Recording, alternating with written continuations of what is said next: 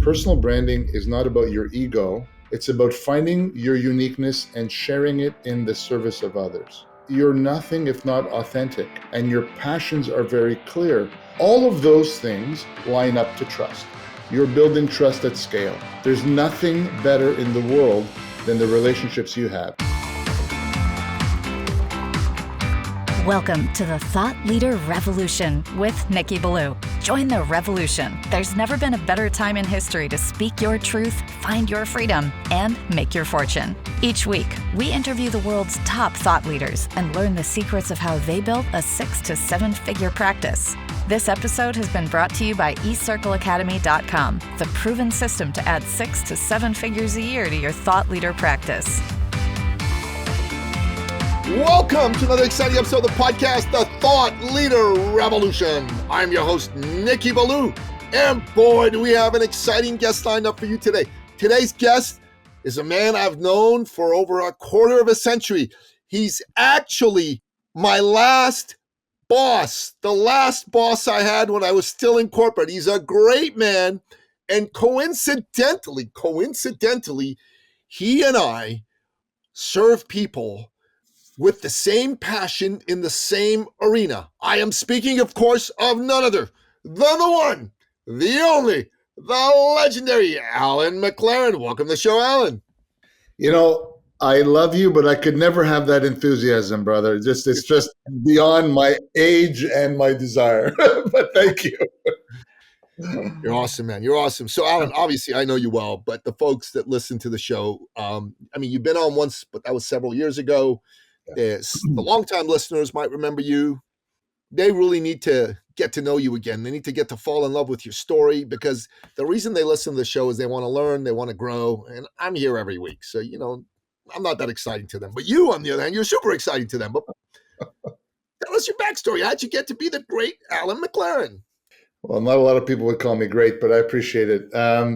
So I grew up on the sales side of the house in corporate Canada, and had a long career at Canon and Nikon Office Solutions, where I got into my first president's job in 1999, if I can remember that. And that's when I joined YPO, an organization that Nikki, you know a little bit about.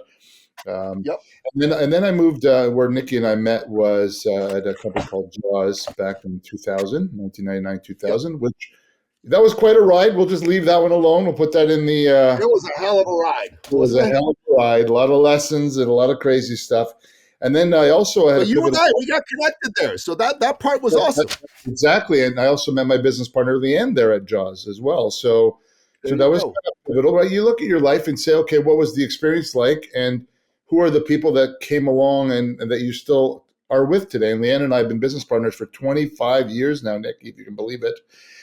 We went off and did an IT security spin out of Jaws, and we spent 3 years there and had a really good run. And then Leanne came to me and said, well, what are we going to do now? We're leaving White Hat. What are we going to do? I said, what do you mean we? I'm going to go find a job as a CEO somewhere. We're going to be friends for life. She says, why don't we start a marketing agency? I said, we have no money. We have no ideas. Of course, that makes a ton of sense. Perfect. So we started a business out of nothing. And then we had an 18-year run, and we had a lovely pivot around COVID. And everybody's heard the stories that, there's a lot of good that comes out of COVID. And what came out of COVID for us was Strata Originals. And that, I have to tell you, of all the things I've done in my long career, is the most exciting thing I've ever done. Because as Nikki said in the opening, we get to change people's lives. And I can't wait to share that. But that's my journey. And it's not over yet. So, Alan, part of what's changed in the last 25 years that you and I have known each other is that the role of the CEO and how a CEO operates has changed. And a CEO can be a CEO of a one-man show, yourself, all the way up to Elon Musk and those types of companies. And in the past, you'd have a CEO, and the CEO would be thinking to himself or herself, I don't need to be putting myself out there too much. In fact, it's better if I'm in the background and my people and the company are out in the foreground, and there's not a whole lot of people that'll have access to me because I'm busy. And really, it's all about me pushing a narrative uh, of the company and what the company's trying to do.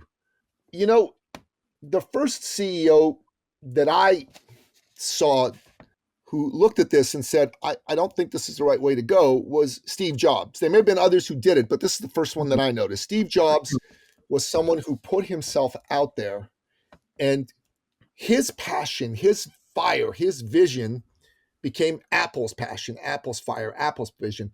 And in fact, it was beyond Apple because he also ran a few other companies like Next and Pixar and so forth. But he put himself out there and he spoke about things that mattered in a real, honest, authentic way. It wasn't a slick marketing message, it wasn't a slick marketing campaign.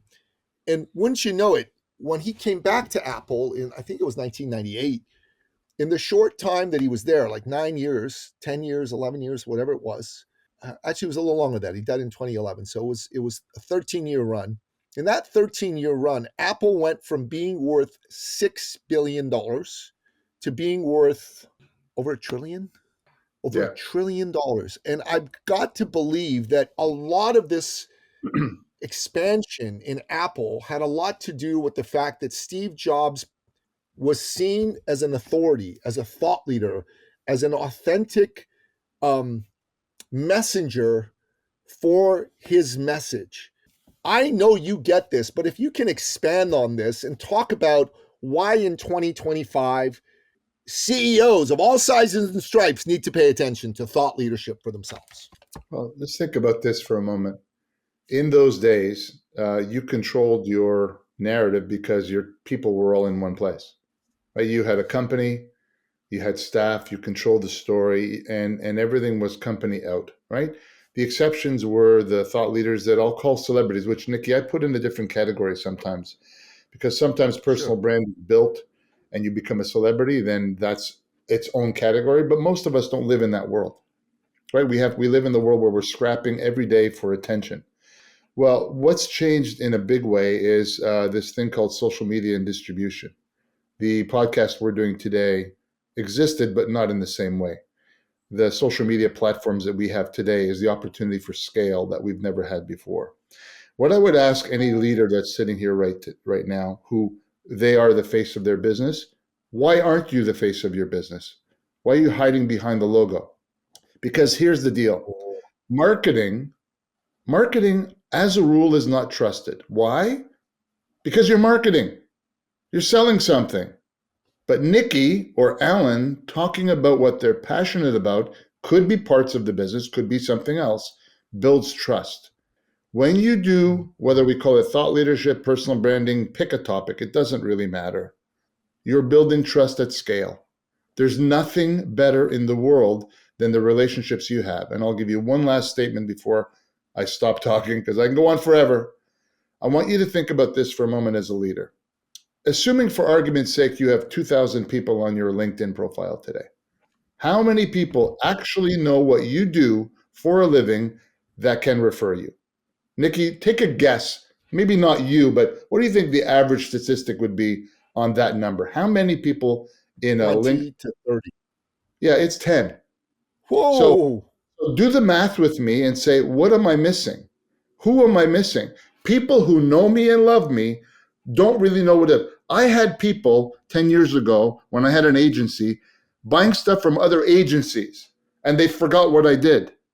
Oh, Al, I'm sorry. Yeah, I forgot. They don't forget now because I'm out there in a big way, building trust, giving of myself, sharing my knowledge with the world, and building trust. And then those 2,000 people, maybe 1,000 now know what I do. That ups the odds quite a bit. And oh, by the way, that 2,000 gives you access to 750 others, 1,000 other people because of the relationships they have. So if that's not a big enough why, then I don't know what is. You know, that's pretty brilliant. And it's funny because I've been helping lots of people do this myself. Most of the folks I've worked with have been smaller guys, like, coaches, consultants, smaller shops. I've had a couple, but maybe, I don't know, half a dozen CEOs that have come to us. most of those guys came to us. They weren't part of our marketing going, hey, we're going after CEOs. But just Yeah. one lady listened to me on a podcast talk about this, and she called me and she said, hi, my name's Jacqueline Samira. I own an IT company in Austin, and I hear you are the thought leadership guy. This is your podcast. She said, first of all, I'd love to come on your show. She said, but I think I need your help. She negotiated with me on the spot, a price and everything for 2 days. Like she was like that. Like, I'm like, I love people like you. How do I get more of you? Yeah. Like, but Alan, here's what I noticed. And this started to hit me in September when I went to a conference in Florida. I haven't done a good enough job of it for me, for myself. You know how the cobbler's kids have no shoes, that bit. Yeah.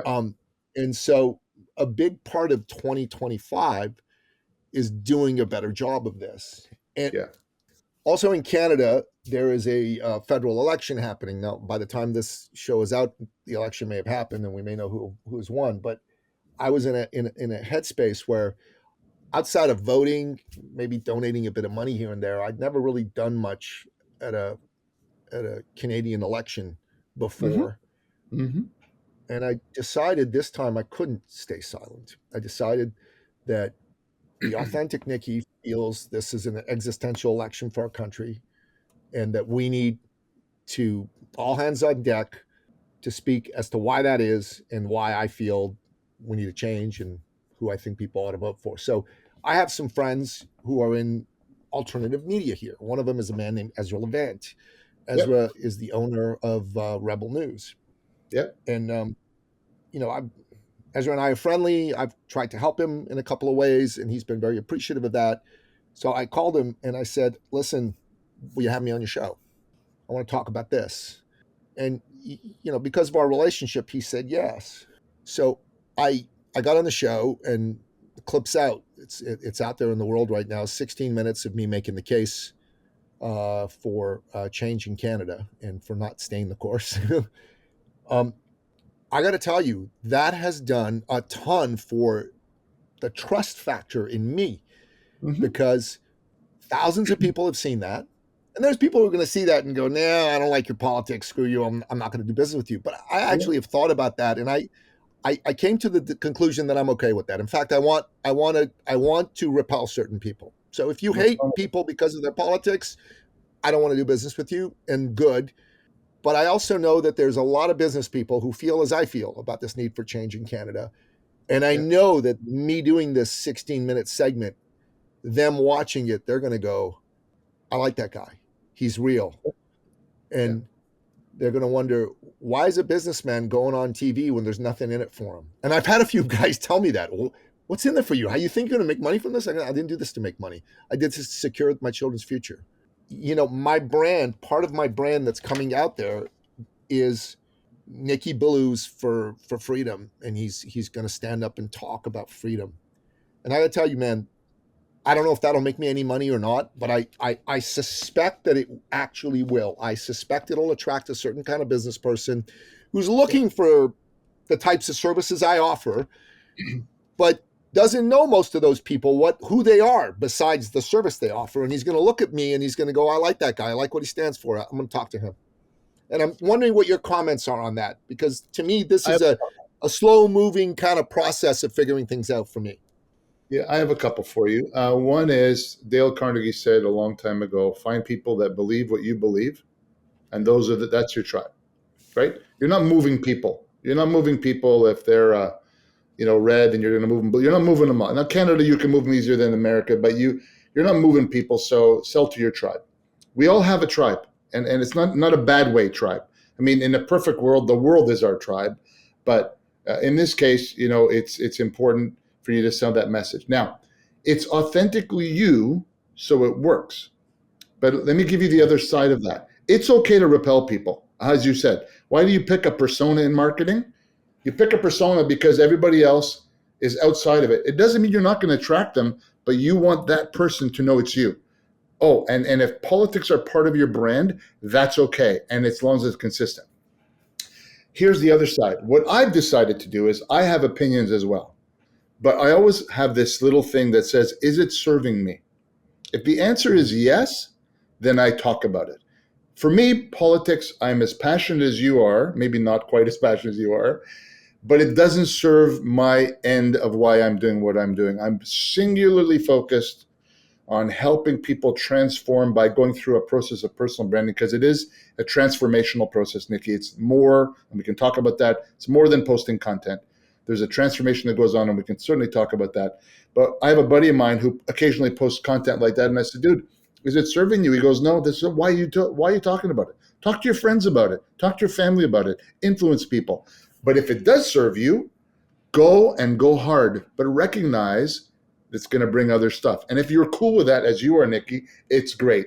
But for me, I've decided I'm not going to do that because there's too much to comment on in the world, and it's going to distract from my message. So that's the other side to think about it. And I totally respect that. And for many years, I was in a space of not wanting to talk about it.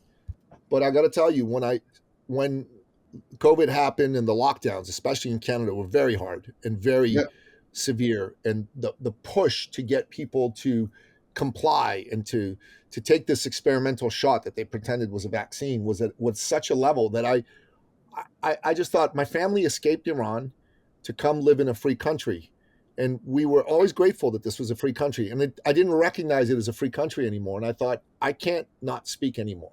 I want whatever it is.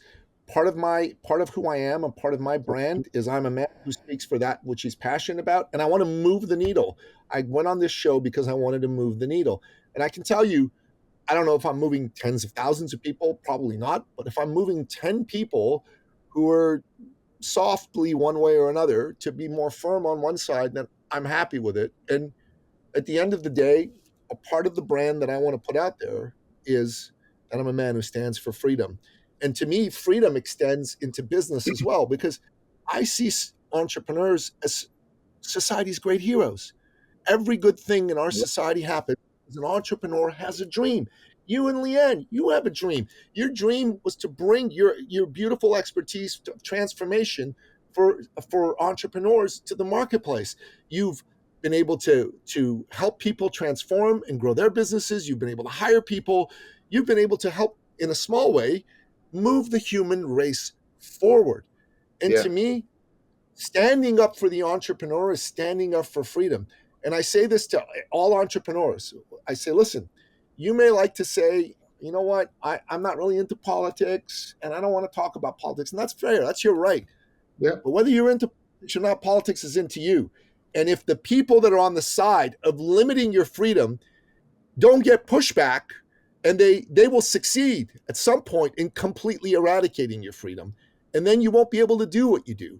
So I say this, every entrepreneur, maybe you want to be bold like me and speak about it. Maybe all you're going to do is go vote and tell your friends, and maybe that's all you're going to do.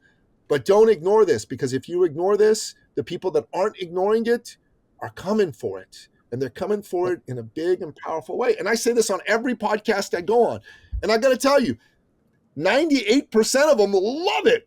There are about 2% of them will say, I wish you hadn't have said that. And I'm going to go, okay. You know why it works for you, Nikki? You know why it worked for you to keep this on the thought leadership and personal branding? Because you're authentic and you're passionate about it, right? You're not doing it for your gain, right? At the end of the day, when you think about what we talk about with personal branding, is a quote that we use all the time. Personal branding is not about your ego. It's about finding your uniqueness and sharing it in the service of others. That's what we do, is we find the uniqueness of the people we work with and share in the service of others. You're nothing if not authentic, and your passions are very clear, and it's not about you. All of those things line up to trust. Now, repelling exactly. All of it lines up to trust. But because we identify, and back to the tribes are both good and bad, but we are tribal as humans. We are tribal, right?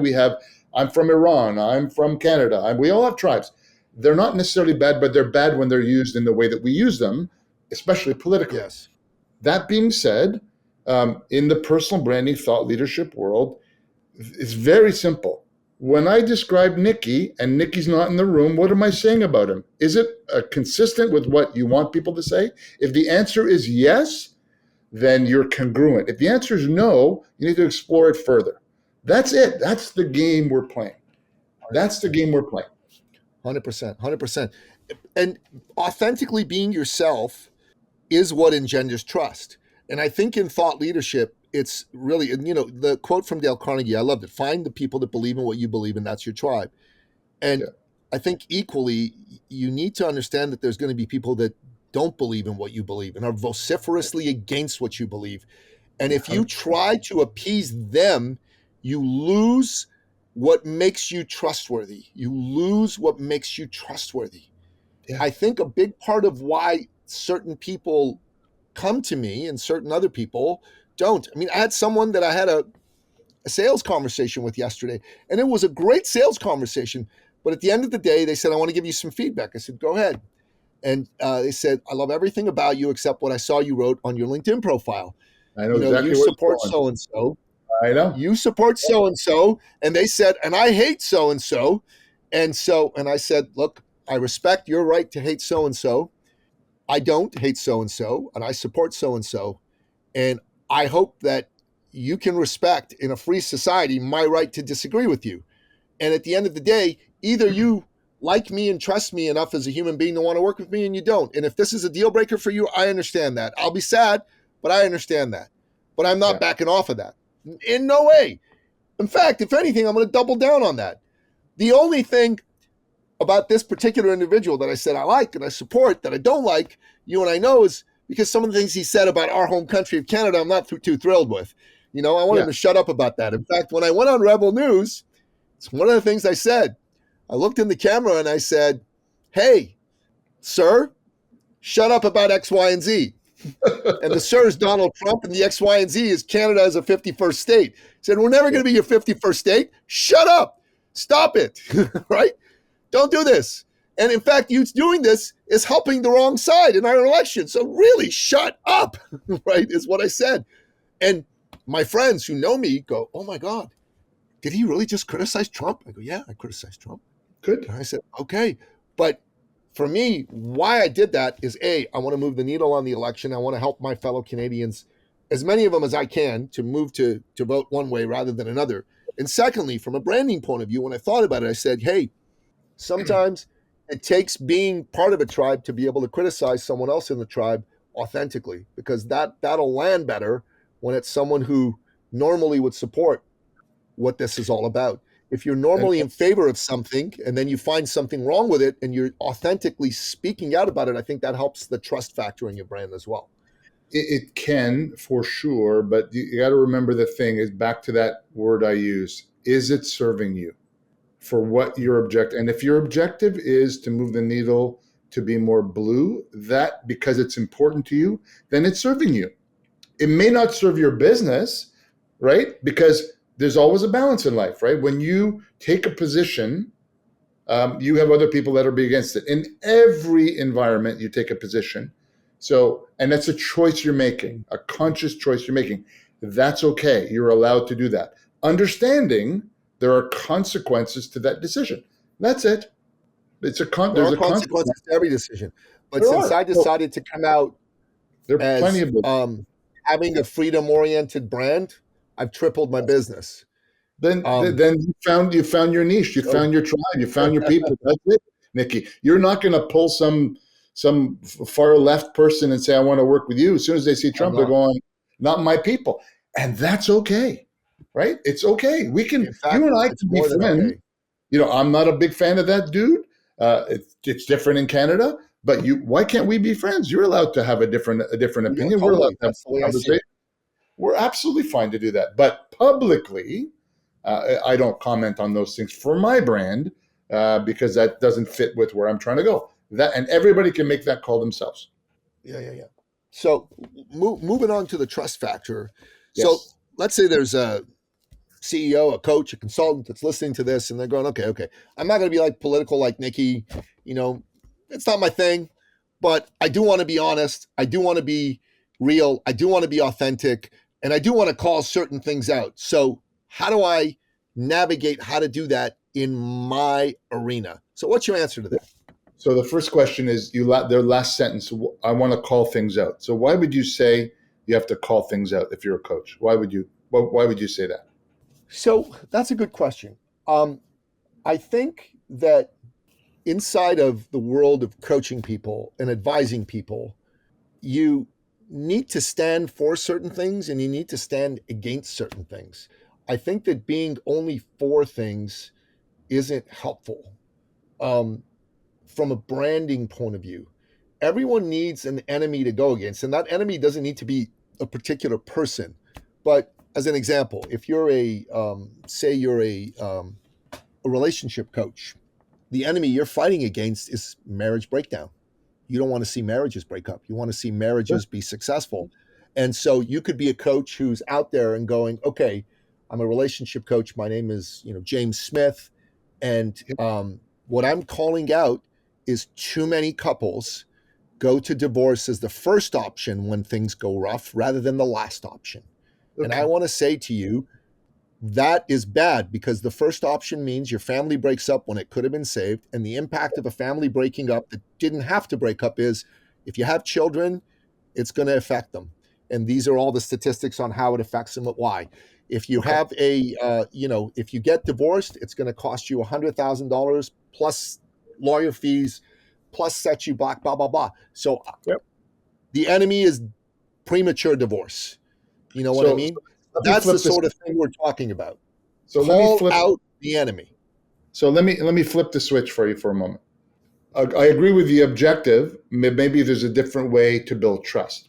So if I come to, we're friends, we've known each other. If I say, you should, Nikki, you react a certain way to the you shoulds, right?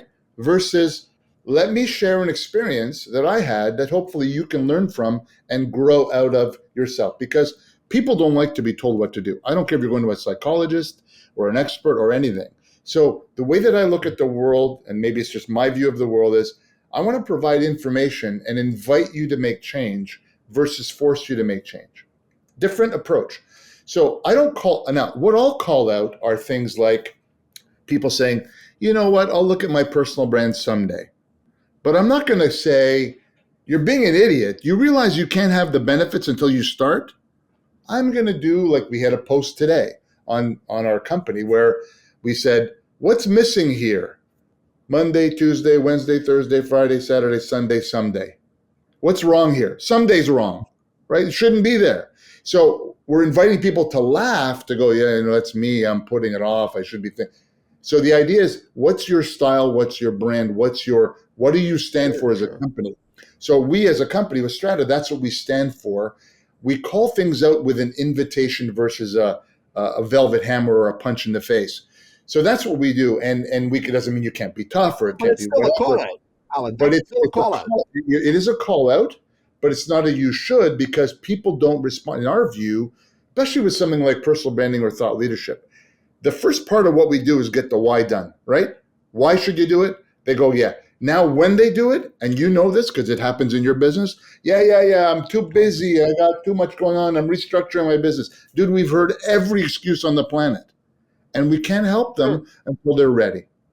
And ready is when they're ready. It's a buying objection. Yeah, it's a buying objection. No, that's a different story.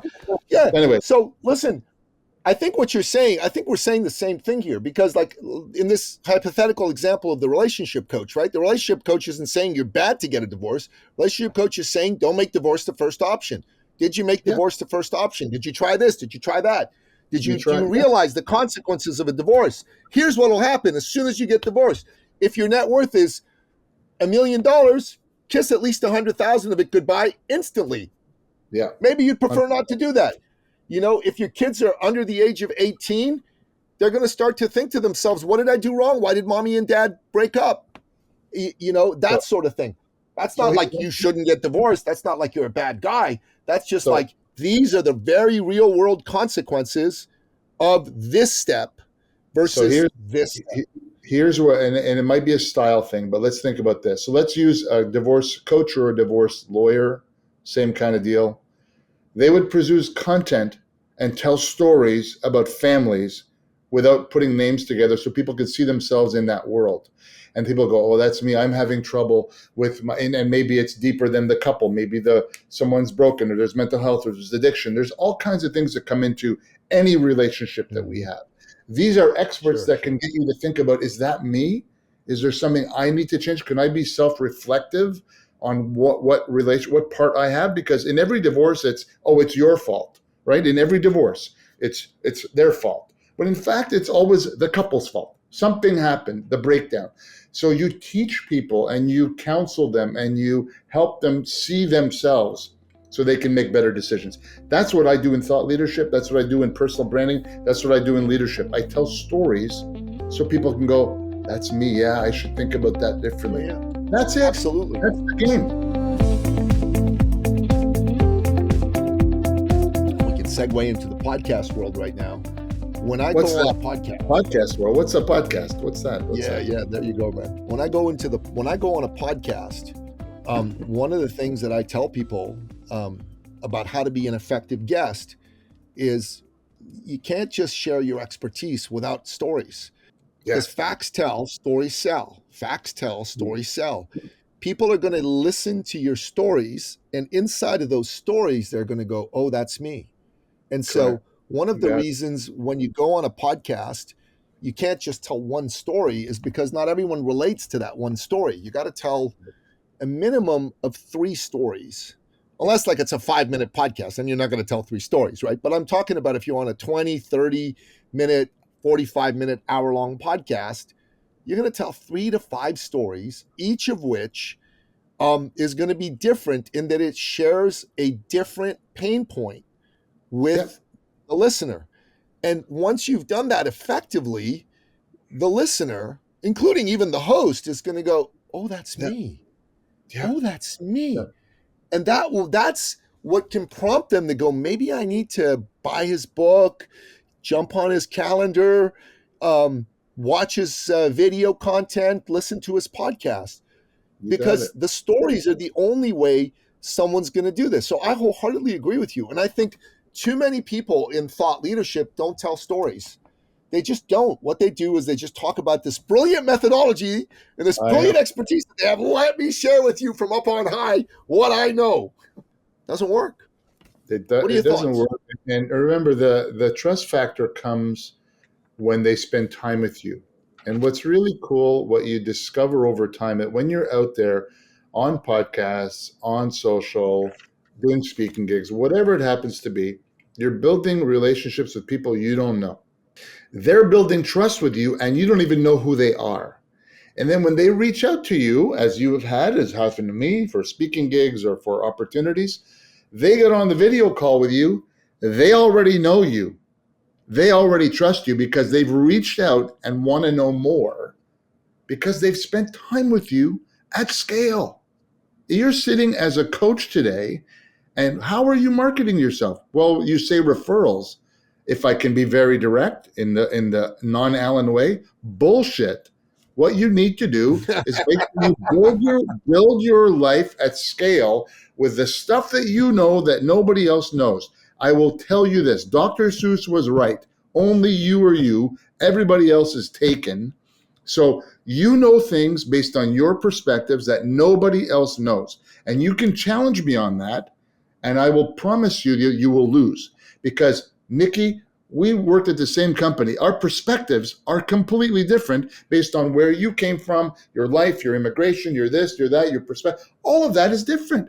Yeah, we can still be friends, but your perspectives are different, and we honor each other's perspectives. As a coach, you have a different perspective on where you came from. That is valuable to your tribe.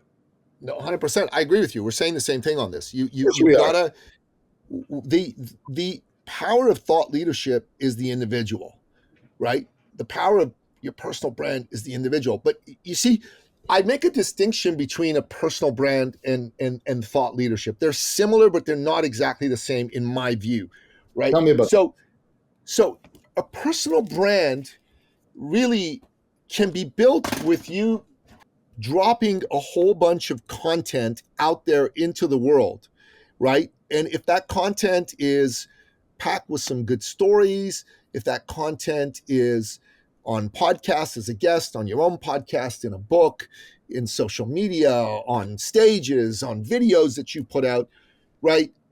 All that can create a personal brand. People can look at all that and say, let's just use an example of someone a lot of people know, Patrick Bet David of Valuetainment. He's got a strong personal brand, right? And they say, okay, Patrick's a guy who's, high energy, built a business. He's talks about entrepreneurship. And now he's moved into politics in a big way too. That wasn't part of his personal brand, but now it's become part of his personal brand as well. But that's Patrick. But that's a cursory look at what Patrick's about. Thought leadership is the depth behind all that. Thought leadership is when someone not only puts out a lot of content, but has taken the time to deeply consider the things that they're putting out there. So there's people there who have personal brands who, quite frankly, in my view, are very shallow. They don't say much. You know what I mean? They're not deep. But then there's people, Alan, like yourself, as an example, like John Maxwell, like Jack Canfield or Brian Tracy. These guys have thought very deeply about, and you yourself have thought very deeply about certain issues. They've taken the time to fully form their concepts and put them out there. I'm a fan of the personal brand, but I'm a bigger fan of thought leadership married to that, because that means that you're not just a sizzle, you're also steak. And I'm in the mode of thinking that more people would rather have steak and not just bite into sizzle. So let me see if I can unpack what you just said there. First of all, I agree with a lot of what you said, but the way that we work, so just our little world, you don't post anything without deeply thinking about it and doing it. So acting like a thought leader, but here's where I think we might have a little difference. I don't think I can ever call myself a thought leader. I think Nikki would call me a thought leader. No, but I'm never going to say I'm a thought leader in personal branding. I want people to tell me I'm a thought leader in personal branding. That the difference is, I think that's your personality. You're a humble guy, right? I know I'm very humble. I get that, and I've been told I don't celebrate enough. So that's a whole other psychological thing. That's a whole other conversation for another time. But you are a thought leader, Alan. Whether you agree or not, you are. But what my point is this. There are people who ascribe like a thought leader, like a Steve Jobs or an Elon Musk. There's big personal brands, celebrities, Gary Vaynerchuk, pick them all, Maxwell, all those people. They have done some amazing, some have built a business and built a brand because of that. Now they're ascribed the title thought leader. So at the end of the day, for us, to me, it's about if you have expertise that people want to listen to, right? Because you are credible to them, then I don't care what you call it. You are giving of yourself and you're reaching your tribe, and then the benefits will be ascribed back to you 100-fold. As we know, that always happens if one of two things happen: consistency, longevity. Consistency, longevity. People who are out there who think, well, this is a campaign. I will use the BS word again. Trust is not a campaign. Trust is making deposits, planting seeds, giving of yourself and your knowledge and your perspectives without expectation of return, and then return happens. If you are consistent and you do it for a long time. For me, the last 18 months have been crazy. The first 8 months, I didn't get a lot of interaction. The last year, oh my God, it's really kicked up. Why? People have spent time with me now. So that's my point. To build on what you're saying is absolutely true. You want to be, but I don't really care how we label it. Just get out there and share your knowledge, and your tribe will come to you because of it. That's my point. Listen, I agree with everything you said, but I'm going to push back on two aspects of it. So one is, look, humility, all humility set aside, what makes someone a thought leader is that they've taken the time in a particular area or in several areas, because you can be a thought leader in more than one area, okay? And this is one of the things we teach inside our work. And when you and I get together, I want to show you some of this. If you've taken the time to really deeply understand an area and you've thought it through and you've put it out there to be helpful to people, you got to consider yourself a thought leader in that area. And I don't think, being modest is nice, but I don't think it helps, because there are too many charlatans out there. Okay. There are way too many charlatans out there. And the charlatans will get to the good people who need your help if you don't. And I have seen this, Alan, too many times to even remotely, be in favor of people being modest around this. You're a thought leader. I'll tell you what I see your thought leadership in. You've got thought leadership in 3 areas at a minimum that I see. So one is when it comes to selling and how to sell effectively in a relationship fashion, Alan McLaren is a thought leader. You've been doing it for 35, 40 years. you understand it, you do it every day, you've thought things through. You've probably forgotten more about this than most people know. And I think the things you have to say around selling are very valuable. I don't know how much of that information you put out there, but my humble opinion is you should put that out there because it's one of your key areas of thought leadership. Secondly, personal branding. Absolutely. You've been spending a lot of time on personal branding, on, creating thought leadership, this whole longevity, consistency, all of that. That's thought leadership, 100%. The third area of thought leadership is as a leader. You've actually been someone who's led organizations, led teams. You understand what it takes to develop people and all that stuff.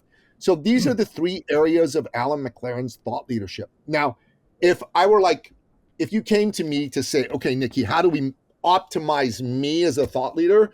I'd say, I need you to put stuff out on all three of these issues on a consistent basis, right? I'd want you to be on podcasts talking about personal branding, but also talking about sales, because some of the things you said on the show around sales are a lot, people don't know that. And many of these top level thought leaders and CEOs don't understand how to sell effectively. I think they can learn from this. And I'd want you to talk about leadership as well. So I'd have you write 3 books, one on thought leadership, one on sales. And I'd have you be on podcasts talking about all these things and put your content out there. And the reason I say this is because I know you. I've spent some time with you. I used to work for you, all that good stuff. Why people need someone like you to work with them, or, you and Leanne, your partner, is because you can bring that same perspective once you've spent some time with these folks to help them understand what's really their thought leadership. I see too many people, even big CEOs, who are posting, excuse my language, bullshit on social media. They're talking about bullshit. They're actually trying the old marketing media narrative crap. And I just cringe. I go, stop doing that. No one will trust you if you keep this up. And it's really not true. Be your freaking self. Be yourself and talk about the things you actually know something about, rather than pushing the marketing message du jour down our throats, because we aren't going to pay attention to it anyways, but we'll listen to you if you don't. I believe, for myself, candidly, I believe that I'm successful to the extent that I am with the people that I'm working with, because everyone that knows me one way or another says that guy's real. He's not full of crap. He's not trying to shove an agenda down your throat. He's real. That's a big part of why I think it works for me. And the second reason why I think it works for me is because the message I have is a little bit in your face. It's not hugely in your face. There's others that are way more in your face than I am. But it's in your face enough that the people who love that, they're going to go, yeah, that's my dude. And I like what he's talking about. And the people who hate it are going to go, I don't like that guy at all. Let me get away from him.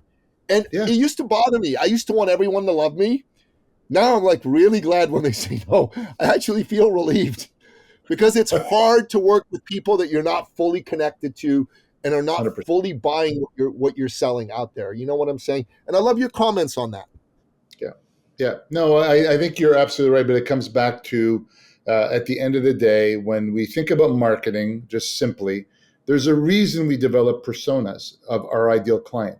The people that want to work with us, we tell a story about them and say, those are the people that connect with us. They listen to us. They love us. And we love them. And we build friendships and relationships with them. And that's part of what we want to attract in the world as well, right? Because what you put out there, you get back. You pull people into your world. So you're 100% right. And the conversation we had about politics earlier, you say, okay, that's the people I want to hang out. Well, that's okay. Dude, that's half of the world. That's okay. If you can't deal with half of the world as a potential market, you're screwed. So that's okay. My half of the world, I don't include any of that. I have clients that are full-on Trump supporters and not, and we talk about it in loving ways, and it's great. And we can, because we have values that are lined up. That's what matters. Values, values, values. If someone has no integrity, I don't care who you support. If you're an asshole, I don't care who you support. I want good, loving humans that want to deliver great content to other people. That's what I want. So you're 100% aligned. And people, again, back to trust. We wouldn't be talking to each other if we didn't have trust. We don't align politically. That's okay. I might have one of my best friends in Victoria. We don't align politically. One of two of my formates, we don't align politically. We love each other. And we have great conversations. And I learn from them and they learn from me. Then we're done. That's all. Let's just Although, love listen, more. in the Canadian sphere, I think you and I align more than we don't align. Maybe in the U.S. sphere, we don't. Probably that's exact. Well, for sure in America we don't. In Canada we In, probably do. Yeah. in the Canadian sphere, I think we align. I really do. I am wearing, and dude, look, I am wearing blue. So there you go. Not that I'm no endorsements. I'm not making endorsements, but I'm wearing Listen, blue right it's all good. But I like I said, I suspect in the Canadian sphere we align more than we don't. And since we're Canadians, that matters a lot more than whatever goes on down south. That's just a spectator sport, as far as I'm concerned, right? It's But quite a sport. It's quite a sport. it's a spectator sport. The Canadian field, that's our lives, that's our businesses, that's our children's important. future. That's For sure. that is what really matters to me. So Alan, we were speaking about podcast guesting. I want to talk a bit about what mistake people make when they go on podcasts, and I want to get your comments on that. So a lot of people go on podcasts and their intention is wrong. And I'm not saying that wrong maybe isn't the right word, because it's not that the intention is wrong. It's just, it's not the strongest intention to lead with, because it's a decent intention, but it's just not the strong intention to lead with. And their intention is, I'm going to go on this show and I'm going to have a great conversation. I just think that's table stakes. You should always want to have a great conversation, or whatever conversation you're having in life. But if that's your main intention for going on a podcast, I think that's short-sighted, because when you go on a podcast, yes, you want to have a great conversation. Yes, you want people to like what you had to say. But I think what you want to do is you want to move people. You want to impact them. So you want to move the audience. I think that should be a powerful intention. Secondly, if you're a guest, you want to move the host and have the host go, wow, I'm so glad I brought Alan on the show. Alan was amazing. I want him back. Like, that's the vibe you want the host to be left with. So that ought to be part of your intention. But 100%. Thirdly, and this is where everyone misses, and Alan, I missed it for the first 100 shows I went on. So it's not like I'm some great genius who figured this out right away, because I didn't. The host is a business person. The host is a potential client, vendor, collaborator, referrer. Like, hello, this is old-fashioned networking. Only you're doing it on a podcast. You get to build a relationship. Now, Alan, I know you and I understand this intuitively, because you go, oh yeah, I get a new relationship. Great things happen when you build new relationships. And people go on the show, I just want to have a great conversation. That's not enough. Have this triple threat intention. Move the audience, move the host, and make him glad they brought you on, and have him want you back, and build a connection with the host that can result in good downstream activity for your business.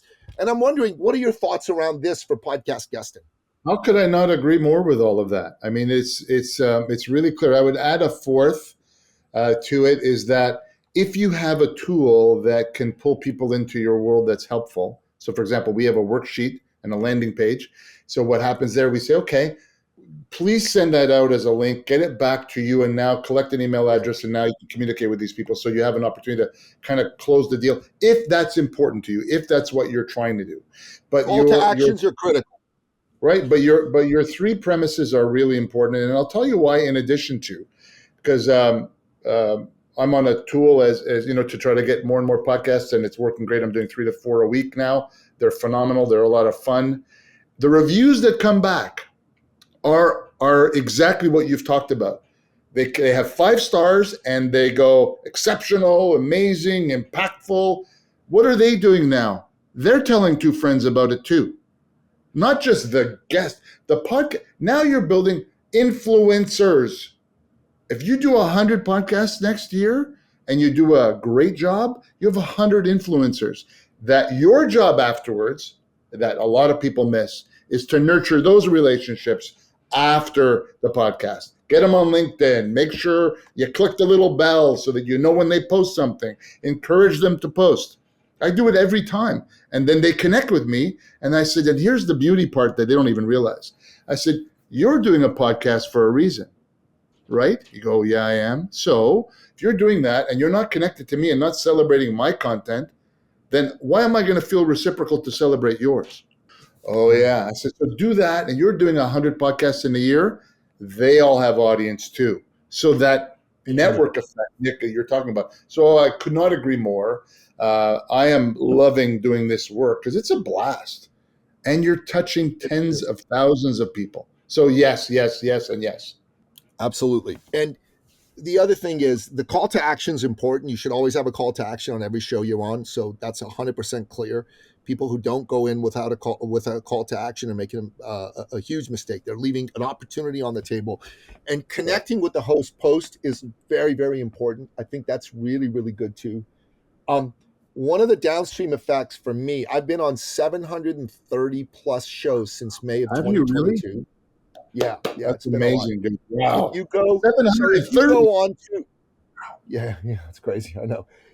So if you go on, some of them don't publish on all the platforms, so you got to go on a bunch of them to get them all. But if you go on iTunes, Spotify, YouTube, whatever, and you type in my name, you're going to see a whole bunch of podcasts come up. Now, some of them are really small, like not a lot of people watch it on YouTube or whatever, because most podcasts are actually more audio than video still, even. But the cumulative effect of someone seeing that you've been on a lot of shows is very credibility enhancing, right?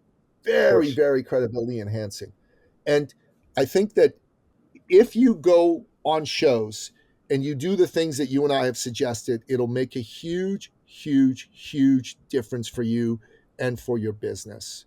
So, Alan, finally, let's kind of end off talking a bit about books. Now, books are not as well received by the market as they once were.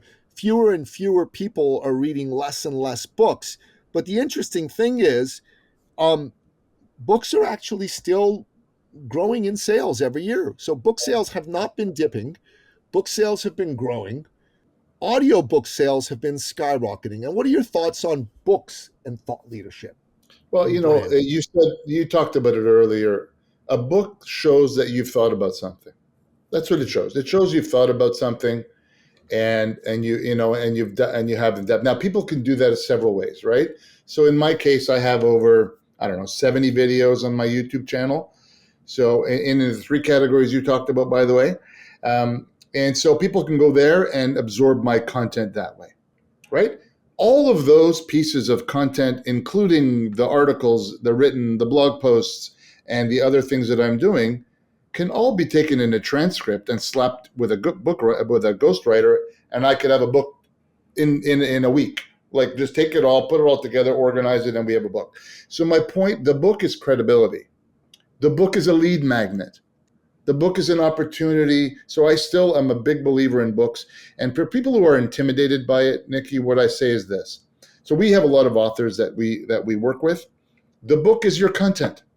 It's digitized content. You already have the written book. You have the audio book. You have Amazon doing its thing. You have the libraries doing their thing. You have Barnes and Noble do their things in the States. Okay, so why don't you take that content now and digitize it, make videos out of it so people can have little samples of who you are and drive them to buy the book and then drive them to your newsletter so you can talk to them regularly. So there's a nice loop, a marketing loop that can work really well with a book. We are writing a book right now, as a matter of fact, Nikki, that we're going to have out in 26 on personal branding. Leanne and I are doing that together. And so, because we recognize it's going to be an important draw for podcasts, an important draw for speaking gigs, all of those. So, fully a believer in books, and we will be getting one out in 2026. Excited about it. I love it. I love it. I love it. I love it.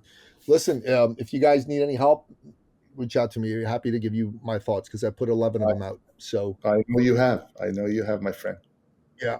And I'd be honored. I'd be honored to help you guys out. I appreciate Alan, that. this has been great. So if folks want to find out more about you, or if they want to take one of your amazing assessment tools, what's the best way? So reach out to me on LinkedIn, Alan McLaren. It's probably the best way. Just mention that you were on this course. Say, I'd love a copy of the worksheet. I can send you a link, Nikki. You can put it in the show notes if you want, and people can download it. And it's really helpful. It's six pages of questions you need to ask yourself to build your personal brand, and it's completely free. And we want to help people because part of our motivation is to help the world get out there. And those that need help and can pay for it, then that's the people who work with us.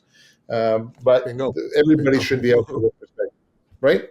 So yeah, so that's how we can get a hold of each other. Yeah. Wholeheartedly agree. We'll put all that in the show notes.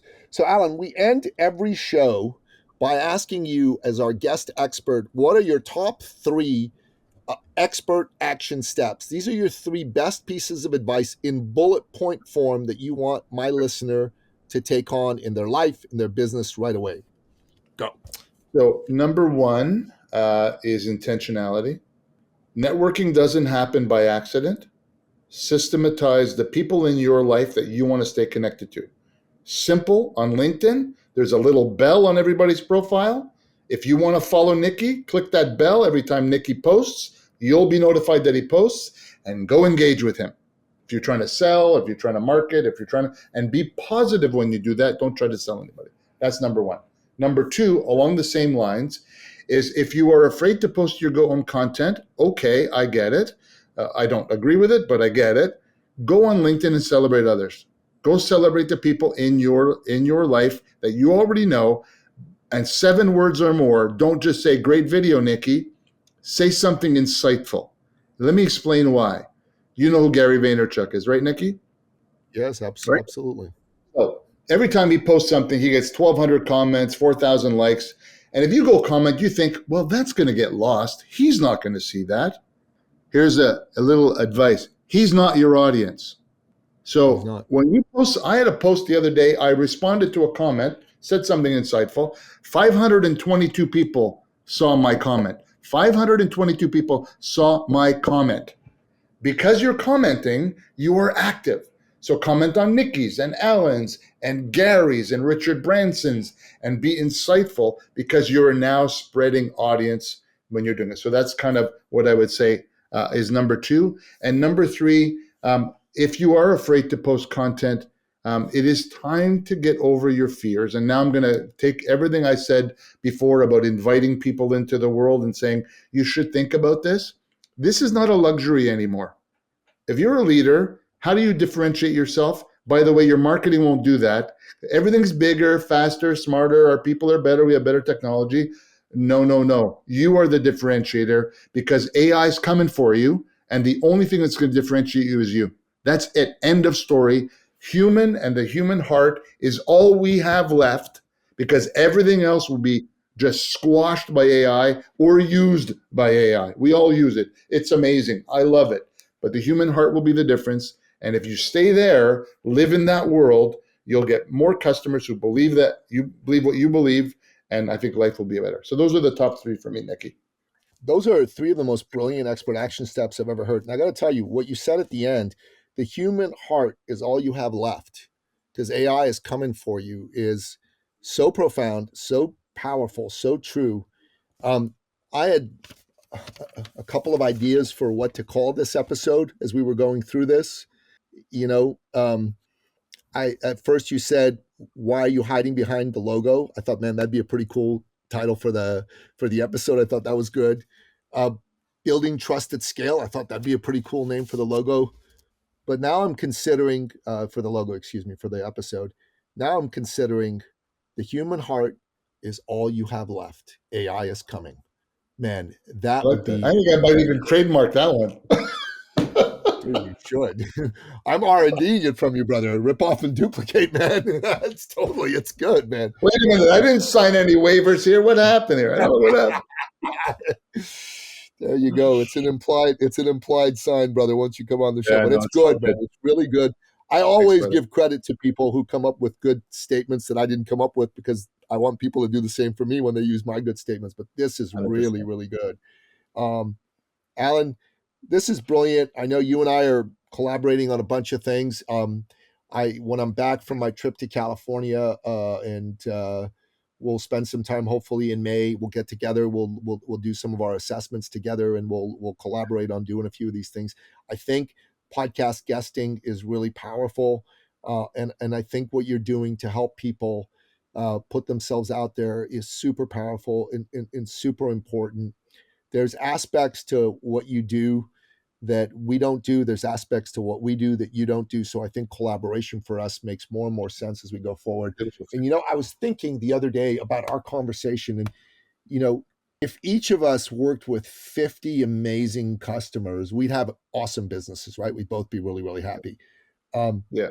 But if you think about that, that's 100 people just in our home city of Toronto. Alan, I 100 know. people? Are you freaking kidding me? There's probably I know. 100,000 people who need us, right? Like, truthfully, 100,000 people in this city. Imagine, Miami, Florida. Imagine New York City. Imagine Chicago. Imagine Houston.